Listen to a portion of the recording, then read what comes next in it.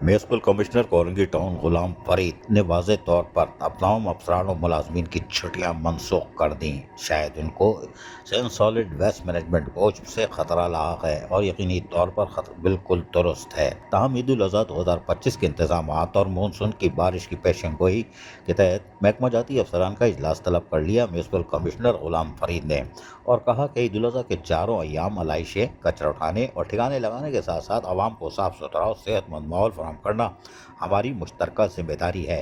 पिछले साल के मुकाबले में इस साल अलाइशें उठाने के ऑपरेशन में मजीद बेहतरी लाएंगे। कोरंगी टाउन में 4 कलेक्शन पॉइंट बनाए जा रहे हैं। हर कैंप पर 2 महकमा जाती अफसरान के साथ अमला मौजूद रहेगा।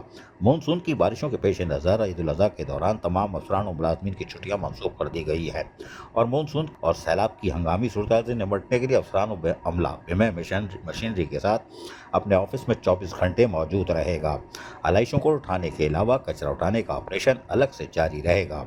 इजलास के दौरान कोरंगी टाउन के तमाम यूसी में कुर्बानियों की अलाइशों की मुंतकली, इज्तिमाई कुर्बानी के मुकामात, सफाई सुथराई और दीगर बल्दियाती मसाइल के हवाले से मसरूफ़ अमल रहेंगे। उन्होंने मजीद कहा कि ईद उल अज़हा के चारों दिन से सॉलिड वेस्ट मैनेजमेंट बोर्ड और डायरेक्टर सैनिटेशन की टीमें यूसी वाइस चेयरमैन के साथ मुसलसल राब्ते में रहें और मुश्तरका तौर पर काम करें ताकि सफाई सुथराई के इंतजामात में कोई कोताही ना हो।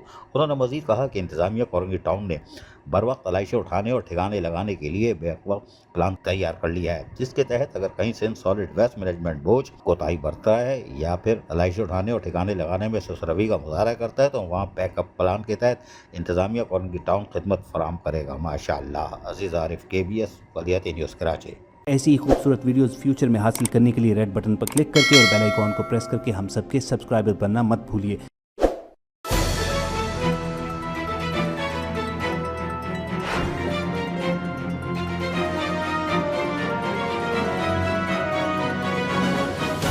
KBS बल्दियाती न्यूज़।